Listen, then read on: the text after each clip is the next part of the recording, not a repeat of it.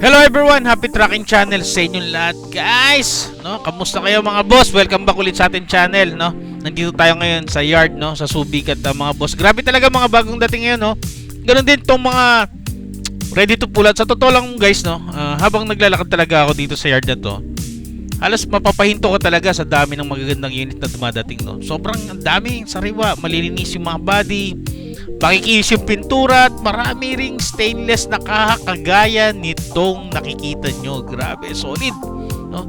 At alam naman natin mga boss, kapag stainless ang body ng truck, malaking advantage talaga yan, lalo sa pangmatagalan, no? Alam nyo naman guys, no, kung tawid dagat ka, mas matibay, mas malinis tignan, yan. At syempre mas premium ang dating, lalo na kapag ginagamit mo sa deliveries, no? Kaya habang umikot ako dito, no, mga boss, mapapansin nyo talaga karamihan sa mga unit ngayon mga new faced model na, no? Kaya kahit surplus truck yan, hindi sila magmumukhang luma, no? Yung iba honestly guys, no, parang hindi mo iisiping surplus talaga, no? Dahil ang ganda pa na talaga ng overall condition. Kagaya nyo, no, doble pa yung mga box, no? Saka makikita nyo rin dito, iba-iba yung klase ng trucks, no? Yung characteristic nya. At saka guys, no, kaya kahit anong negosyo pa yung iplano mo, hauling man yan, logistic delivery, yan, negosyo, so construction, pangbiyahe, malaki talaga yung chance mo na swak talaga yung budget mo para dito. Hindi ka talaga malulugi. Saka, at isa pa dito, ang gusto ko sa mga bagong dating din, no? At saka sa mga ready to pull out na ganito, ganitong klase, makita mo talaga yung maalaga yung previous owner, no, sa Japan. Pag ganitong klase, no, malinis pa rin yung interior, no. Pasensya na kayo guys, hindi ko na ipakita sa inyo yung loob. Pero malaking bagay talaga yun, dahil nga kasi minsan doon makikita kung paano siya ginamit sa truck sa Japan. Kaya kapag maayos yung loob, madalas yan overall condition ng unit solid, no. Tapos guys, syempre lumipat tayo ng ibang yard at ganoon pa rin, no, puro new face din talaga, no. Kaya guys, pagka sa mga new face, hindi ka talaga lugi, no.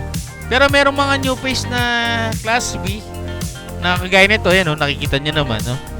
Pero marami pa rin din talagang mas makikinis pa rin, no.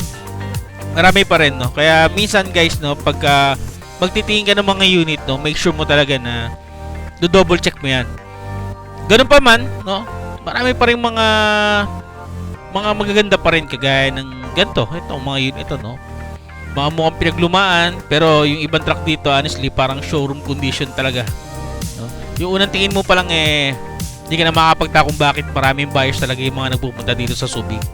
Kasi nga guys, no, maganda dito mga boss, marami kang choices, hindi ka mapipilitang mawalan o mawalan ng choices, no, kasi yun nga, marami kang pagpipilian. Pero syempre depende yun sa budget mo, saka sa body type na kailangan mo, saka sa klase ng negosyo mo, yung paggagamitan mo, kung nagpaplano ka ng mga Japan surplus na truck na para sa'yo. At para naman sa akin mga boss, no, mas maganda talaga kapag actual mong nakikita or ini-inspect mo yung truck bago ka bumili. Kasi guys, no, doon mo makikita yung tunay na condition ng unit. Hindi lang sa picture guys, marami dyan, no.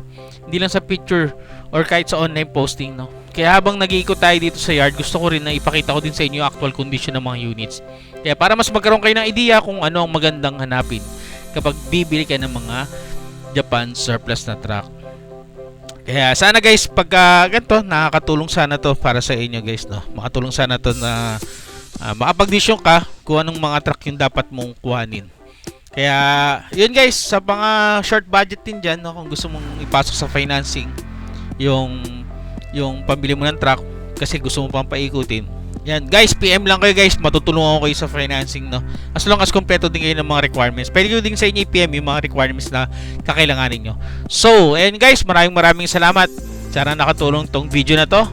So maikli lang din naman to, kaya magpapaalam na tayo. Happy Tracking Channel everyone, maraming salamat, mag-iingat kayo. Happy Tracking Channel everyone, thank you, bye bye and God bless.